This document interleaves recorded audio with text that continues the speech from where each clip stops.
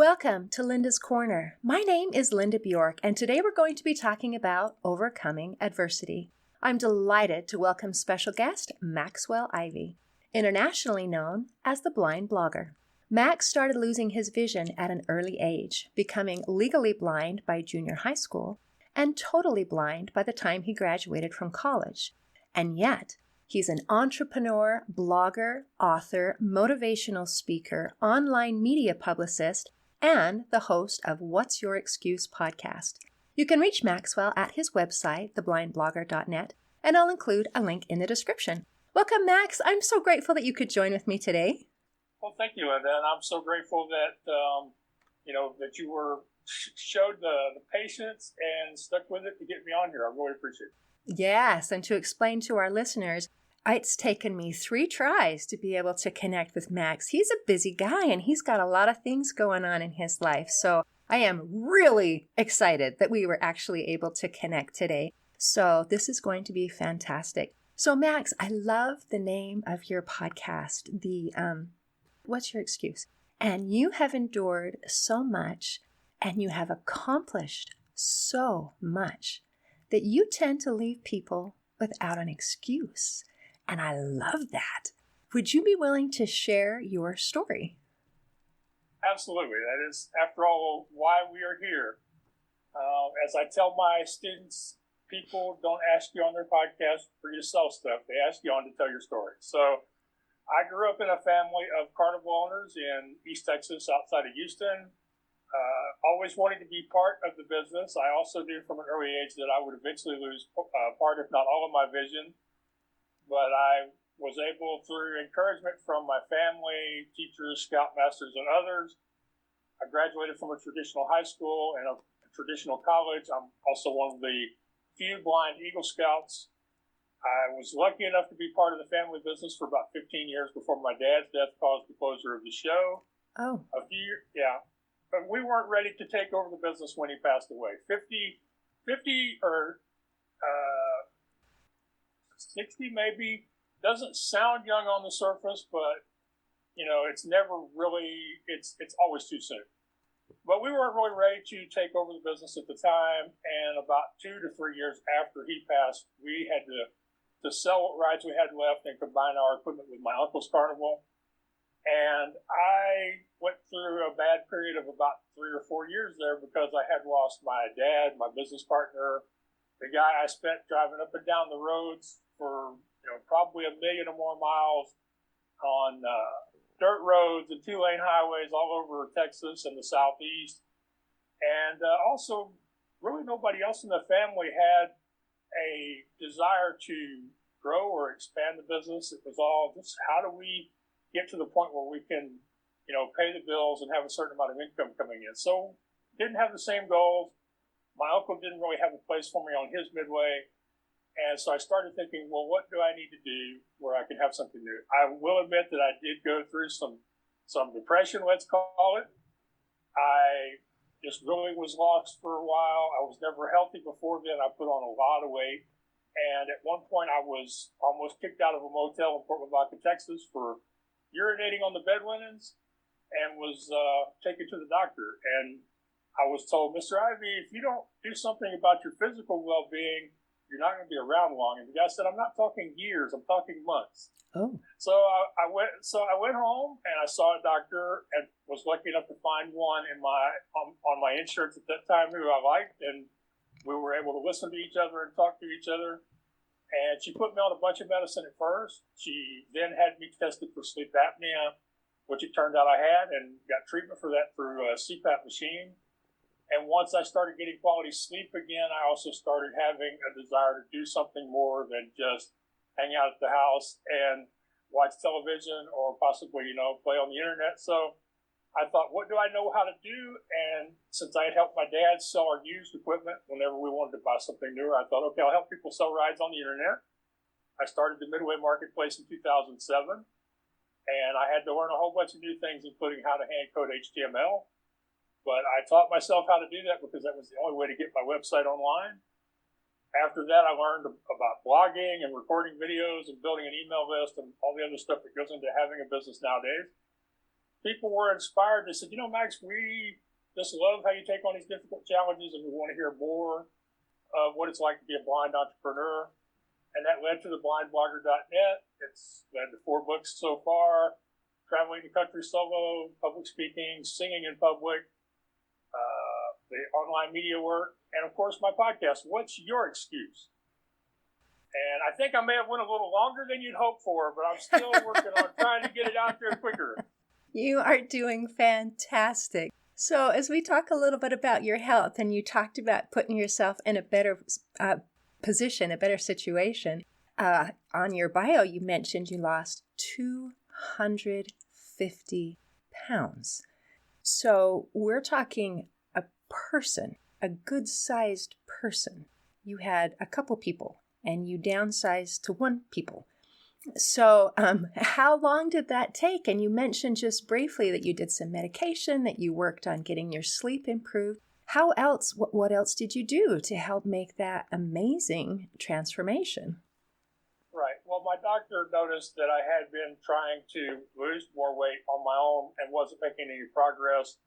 We tried a couple of what they call medical weight loss drugs like metformin. That didn't really do anything. And she asked me if I would go to a seminar on gastric surgery and just listen to them. And I said, they're not going to talk me into this, but I'll go if it'll make you happy. So I went, and luckily I got to connect with Dr. Terry Scarborough, who ended up being my surgeon. He wasn't the one who gave the seminar. It was his partner that night. But they left me with several very important things. One was that only 50% of people who have a surgery lose the weight they need to and keep it off. Really? And that two, yeah, really, it's amazing when you hear numbers like that. And the other thing is that this is not the answer in and of itself. It's still going to require a lot of work. You're going to have to change a lot of your habits and lifestyle in order for this to take effect. And basically, they made the case that if you're going to do it, you have to approach it as if you're going to do this every day for the rest of your life. And that's not an easy thing for us humans to do. We're good in short or medium stretches, but if you tell us we have to do something every day from now on, that's hard. Isn't that the truth? Yes, it is. But the nutritionist we spoke with was really good. She had a lot of training in the emotional side of building new habits. And basically, just like everything else, you want to break it down into smaller pieces. She was like, I know that there are all these things that we've told you need to do, but we don't expect you to do all at the same time right away. So we were each given an assignment to pick one habit that we would change and do that for at least a month and then work on adding additional habits. So for me, my first change was switching from liquids to solids, because your stomach can hold a whole lot more juice and milk than it can hold apples and cheese. It's just natural physics, or biology, let's say. I have never thought of that. So are you switching to from sodas to eating a meal? Is that kind of the thing that we're talking about? Yeah, like instead of drinking milk, eating yogurt. Instead of drinking juice, having some freeze-dried fruit. Because if most of it that outside of the freeze-dried, they add sugar and a bunch of other stuff to it. But yes, basically grabbing a glass of something for something you have to chew. Wow. Okay, so first step, I need to lose 250 pounds. Eat more and drink less. That was the first step. 6 months later, 81 pounds later, visits with a psychologist later, I have a gastric surgery. I'm in the hospital for 2 days, and I come home. And from the time I had the surgery until a year or so after that, I lose the other 140 pounds or 50 pounds. So even with the surgery, it was not very quick. It was a pound a week kind of a thing. But the surgery allowed me to lose it and keep it off. It allowed me to do things, because I had been at good places in my life over the years with my weight, only to gain it all back again. So I kind of felt like this was my best chance, and I have gained a few of the pounds back, but it's not like, okay, in the past, before the surgery, if I started at 512 and let's say got down to 430, because that was what I was at before the surgery, and continued the way I usually do things, I would have gotten back up to 550 or 600. Oh. So, it's just, it's difficult. As they say, nobody becomes 200 pounds overweight in one day, and it just takes so much mentally and emotionally to stay on that path consistently until you lose that weight. And then, of course, to continue doing the things, because we're just so tempted to go back to what we enjoy doing. It's kind of like what happens with everybody out in the world with COVID. It's all this pressure of, we know that wearing the mask and washing our hands and staying away from people is the right thing to do. But after a while, you're like, how the heck is this? I just want to go have a cheeseburger and I just want to go hang out at a concert. It's the same kind of thing.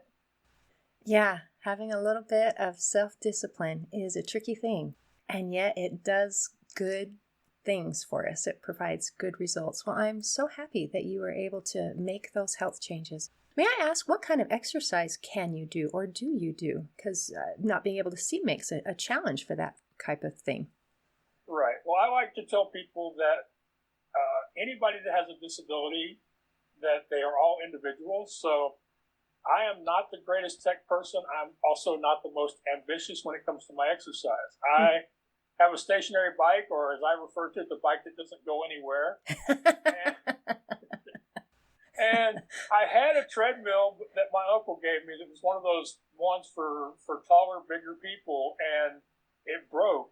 And I just haven't found another one that works with my body size because I'm 6'5". So I don't want a treadmill that I have to bend over or that I have to stand up to the point I have to take my hands off of the guide rails. So, it's a combination of finding something safe and something that you can do on a regular basis. My brother is continuously trying to get me to use free weights, and it's just not natural to me. But I've found that if he will make an appointment to just, okay, Max, 3 times a week on this day at this time, I'm going to come to your room and we're going to do curls, I would do it because I'm one of those people. It really bothers me if I make an appointment and then don't show up for it, or if I tell somebody I'm going to do something and don't do it. So I think I really just need me a trainer. So that I don't have to worry about the logistics of getting to and from an exercise facility. But I have friends that are very just totally out there. A woman in Wichita, Kansas, Jessica Loomer, who runs marathons and teaches yoga, and she's visually impaired. And then my friend Emily Trepanier up in Vancouver, she's a downhill snowboard racer, and she's always in the gym or out on the hills or kayaking or stuff. I'm just not really adventurous compared to some of my friends. But really, there are ways to make anything safe. It just comes down to your personality, what resources you have available to you at the time. That is fantastic. You're right. We all have different personalities, and we have different things that we like. And I find when it comes to any kind of exercise, it's so helpful if it's something that you enjoy. And I'm glad that you have a bike that doesn't go anywhere, and you're not going to crash into anything. And there's something that you can do if you want to. So that's wonderful. Right. And the way I make it fun is by listening to audiobooks while I'm on it. And I generally switch between biographies and personal development, and on the other side, mysteries and science fiction. I find that it really just depends on what kind of mood I'm having. The harder of a time I'm having on a given day to actually get on the thing and start pedaling, the more likely I'm going to go to fiction. I was thinking if you're watching a mystery or listening to a mystery and the bad guy's chasing, I would think I would pedal faster, get away and That's crazy. a good idea. I'm going to have to channel your idea the next time I do that.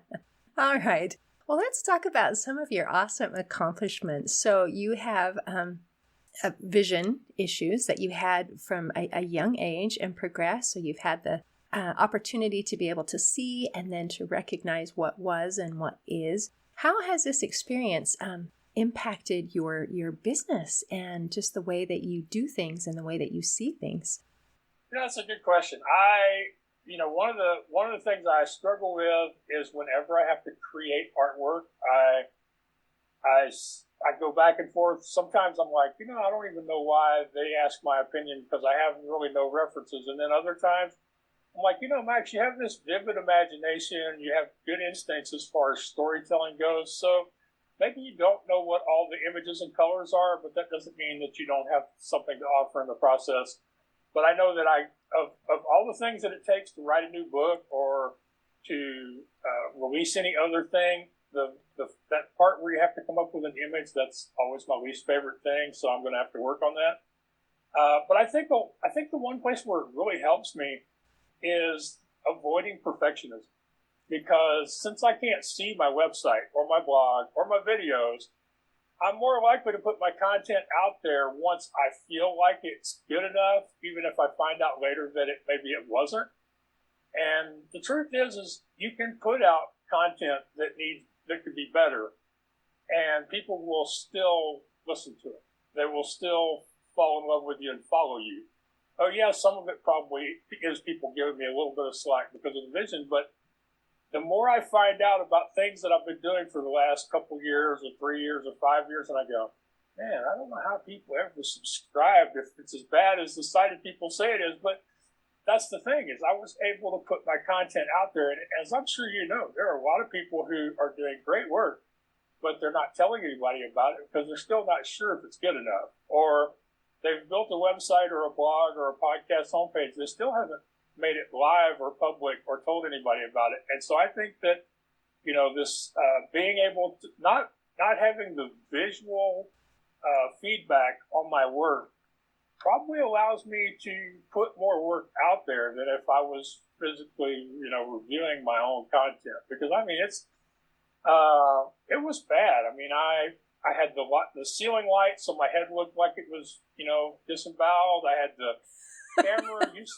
You saw the camera before we started recording because, you reminded me I didn't have my external camera plugged in. So just imagine, posting video to YouTube with that camera angle. And I did that for several years. And people have watched those videos. I mean, but, I didn't know any better. And even now that I know better, I ain't taking them down because somebody might miss the opportunity to be inspired or entertained because of it if I take them down. So,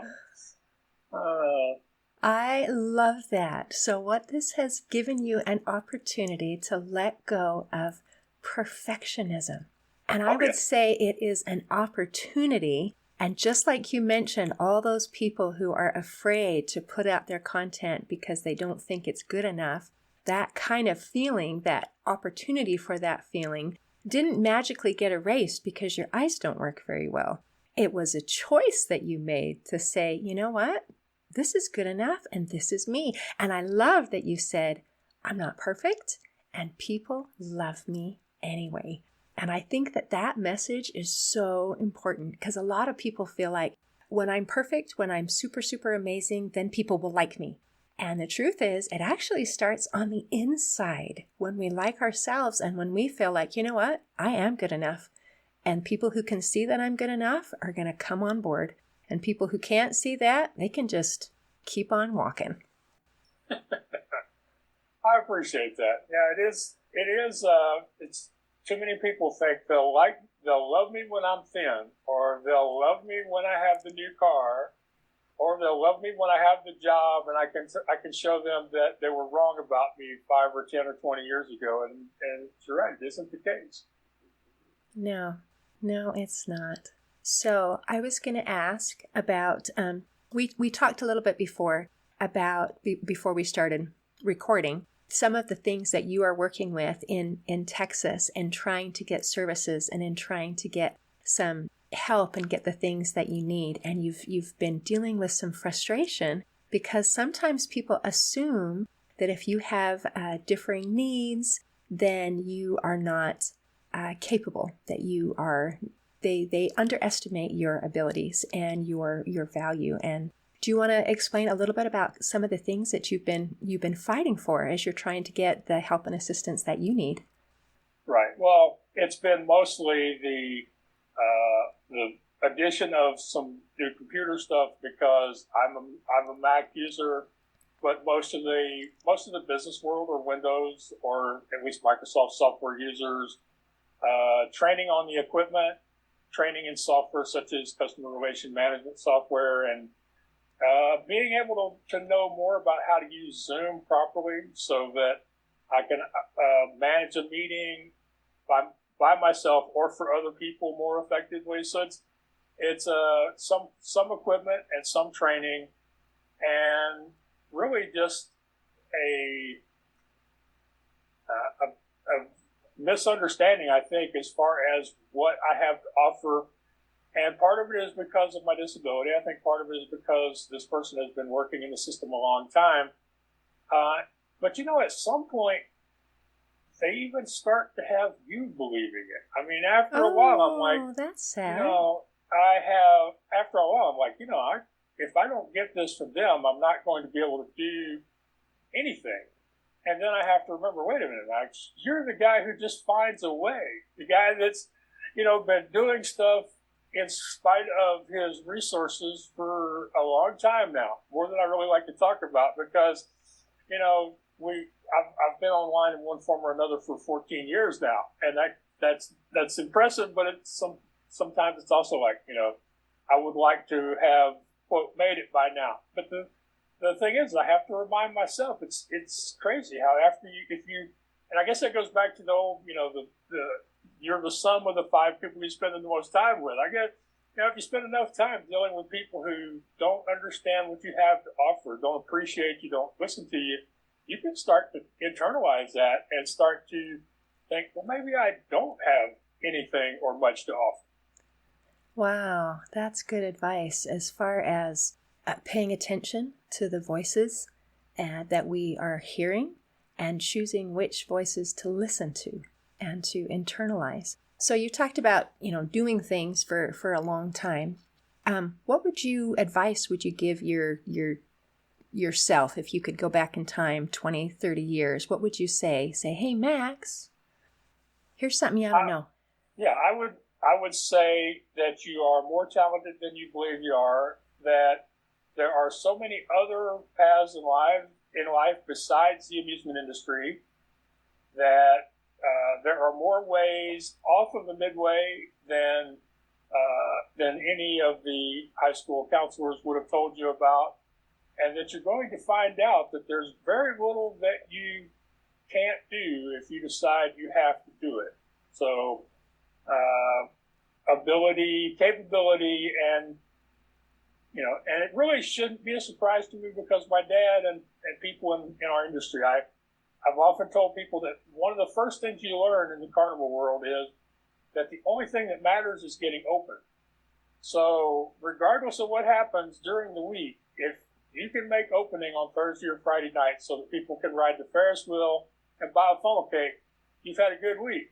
And so, you learn from an early age that you're never going to have all the time, money, or resources you want to have, but you still have to find a way to get open. And that's one of those things that has really served me well, especially with all this online stuff, because there's been so many times where I didn't have the money to hire somebody, or I didn't have the trust to hire somebody if I had the money.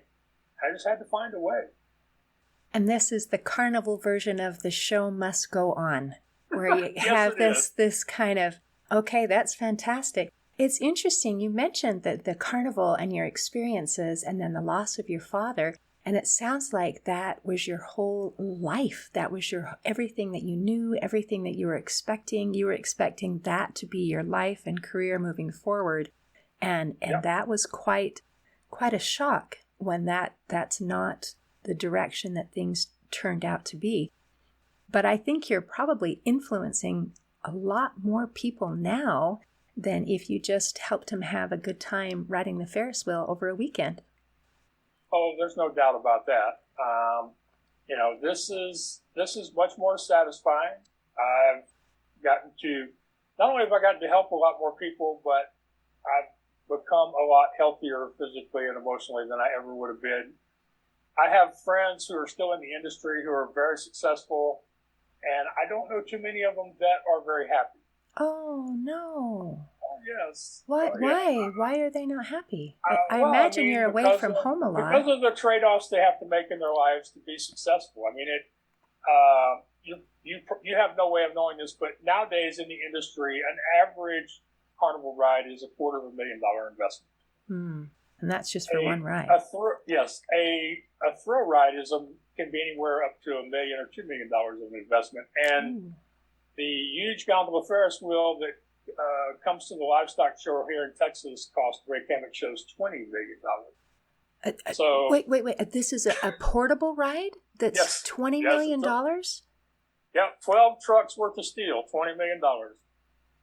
Oh, plus you have to have all those drivers, and you have to have people to put it together and to run it. And you have to constantly worry about the weather, the economy, people's attitudes towards the industry, accident potential, insurance costs. There's a whole, fuel costs.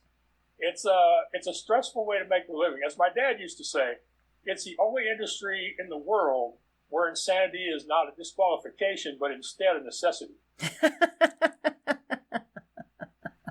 Okay, so now I'm going to be thinking what other careers could fit that category, because I'm sure there are others.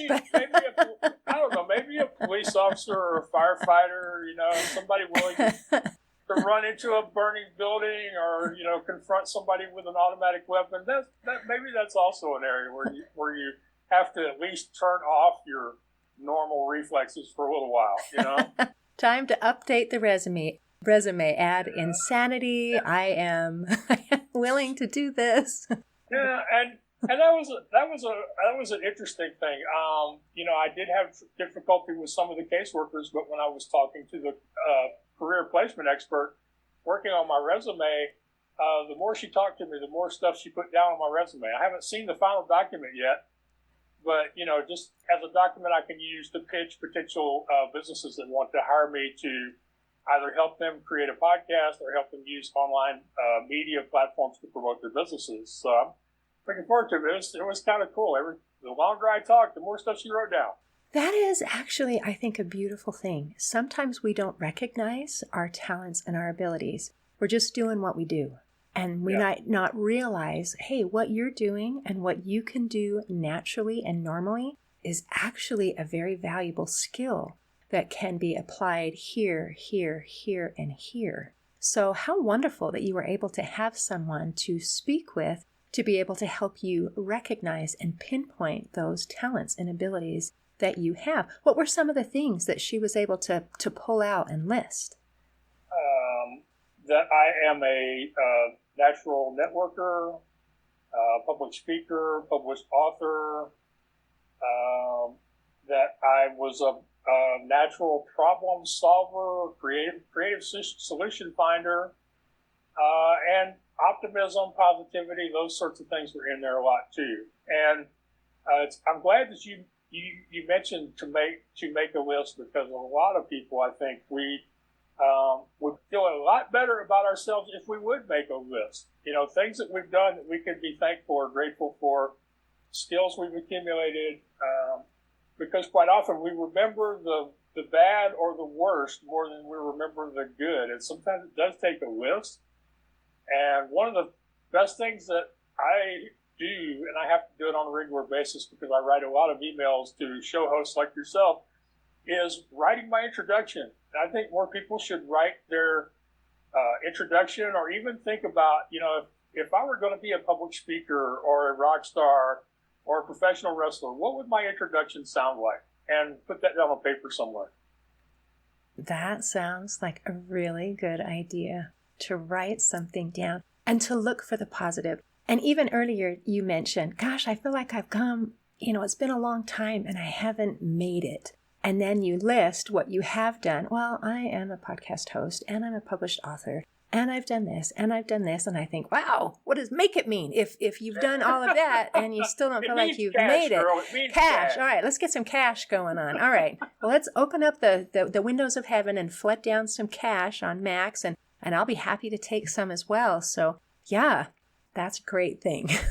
Yes, and I say that in jest, but the truth is, and you know this better than I do because you do a lot more coaching than I do, there are way too many people who have accomplished a lot of things, but they're still feeling like the imposter because they haven't seen the money in the bank. And so I like to remind myself that I'm successful, accomplished. My piggy bank just ain't caught up with the rest of me yet. That's the expression I like to use whenever anybody asks me is, well, Max, do you feel successful? And yeah, I do. I'm just waiting for that, And,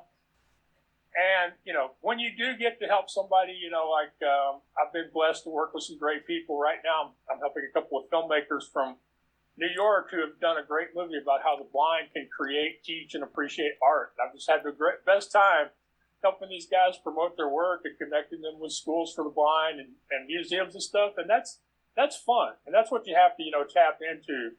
A lot of times when it gets to the first or the third or the fifth of the month and you're paying your bills, you just have to tap into that fun, that curiosity, that satisfaction.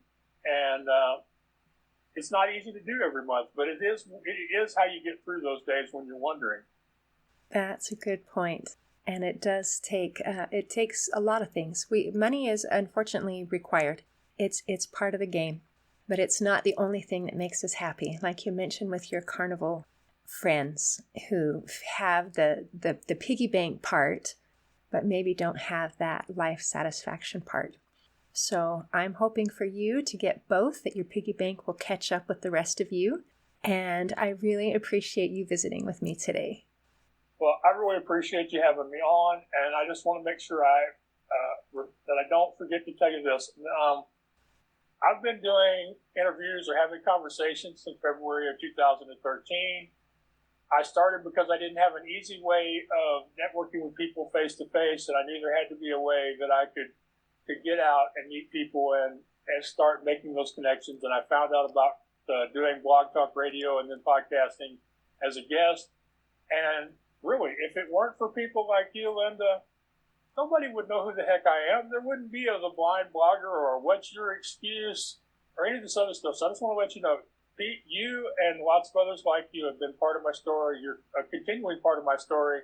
And without you, I wouldn't be successful. So thank you for having me on. Oh, it's a pleasure. And thank you for being a part of my story as well. In closing, I'd like to share a quote by Dieter F. Uchtdorf. He said, "It is your reaction to adversity, not the adversity itself, that determines how your life story will develop." Today, I invite you to actively determine how your life story will develop by choosing how you react to the adversity in your life. See you next time on Linda's Corner. Thanks for listening. If you enjoyed this episode of Linda's Corner, please share and subscribe to help us reach new listeners. I also invite you to check out my nonprofit, Hope for Healing, at the website hopeforhealingfoundation.org for free ebooks, free audiobooks, and other free resources to help increase happiness, build confidence and self-esteem, strengthen relationships, manage stress, and calm feelings of depression and anxiety. I also invite you to grab a copy of one of my books, like Crushed, A Journey Through Depression, or Amazon bestseller, You Got This, an action plan to calm fear, anxiety, worry, and stress. See you next time on Linda's Corner.